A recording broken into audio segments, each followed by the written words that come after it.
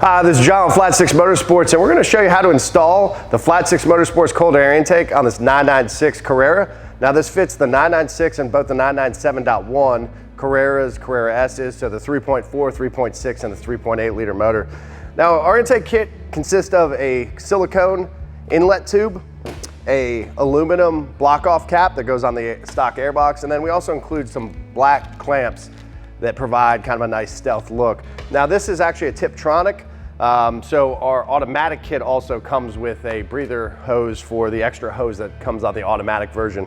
Now we're also going to pair our intake with a BMC high flow air filter, which we recommend. This adds a good amount of induction noise and power. And so let's get to the install. Chris will show you how this goes on. Thanks, John. So the first thing we need to do is remove this upper intake tube so that we can remove our airbox. So you just need a flathead screwdriver and you can go ahead and remove all three clamps.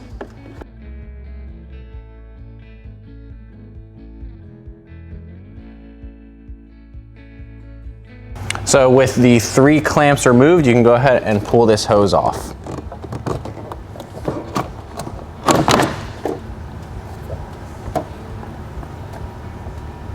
Now when you're removing this hose, you might notice that there's an extra vacuum port off to the left side, and that is what our included breather filter would be for. That is a breather for the Tiptronic transmission. So some Tiptronic cars will have it and others will not. We recommend that if you have an automatic transmission, 996 or 997, that you order this kit. Or if you want to check and make sure beforehand, just go ahead and look and see if there's a breather port on the left side of the intake tube. This car doesn't have it, so we're not going to need our breather filter. Now we need to remove our airbox. So to get the airbox off, there's going to be one bolt. It's a 13 millimeter that's held at the front of the engine bay, and then we're going to have our mass airflow sensor connector over here that needs to be removed.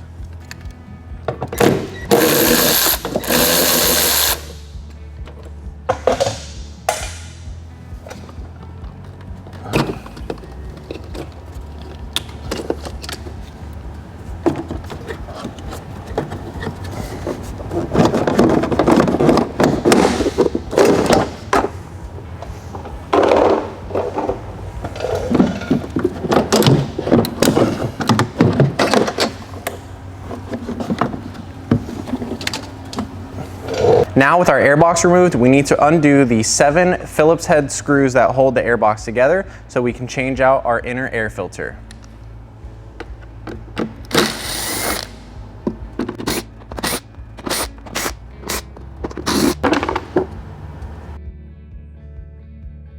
Now this airbox already has a K&N air filter equipped. These are a great filter, I'm not gonna lie, but this one has a little bit of age, it's a little older. We're gonna replace it with our BMC filter now, so I'm gonna go ahead and pull this out.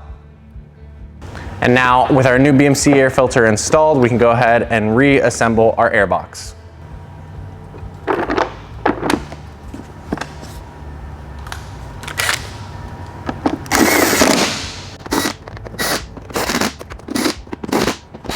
All right, our airbox is fully reassembled. We can go ahead and put it back inside the car. So let's go ahead and reinstall this back inside of our engine bay. Make sure that we have our mass airflow. We're gonna reinstall our mass airflow sensor, clip it into the airbox.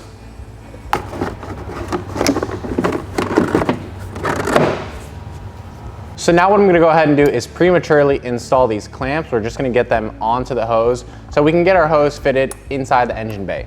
So the smaller end is gonna go to the throttle body and the larger end is gonna go to the airbox. You wanna make sure that you have the angle of this right so that the bend is in line with the airbox and that it doesn't unnecessarily bend or kink this.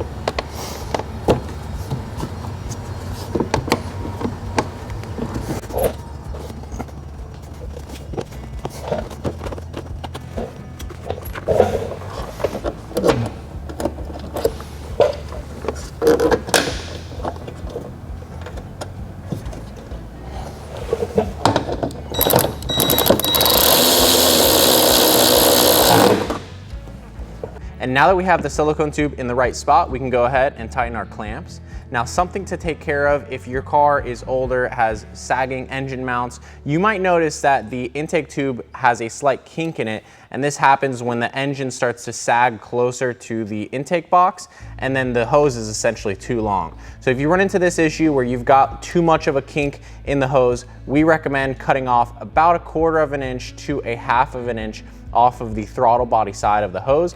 That'll make it a little bit shorter, and it'll make the most optimal path from the airbox to the throttle body, and you shouldn't have any issues installing. So now, like I said, I'm gonna go ahead and tighten these clamps up right here.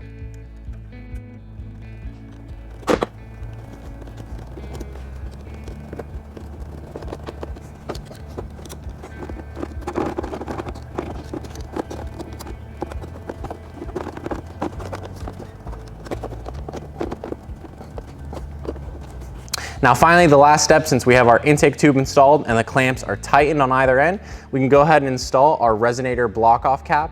Now this uses a silicone O-ring to provide the sealing between the resonator and the cap itself. All you're gonna need to do is insert it and firmly press it down. I like to make sure that the F6 is orientated the right way so it looks good, and then your installation is complete.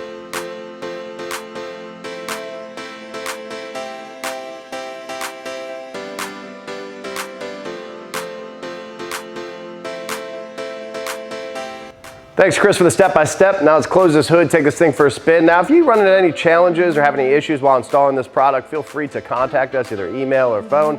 Happy to help. Thanks for shopping.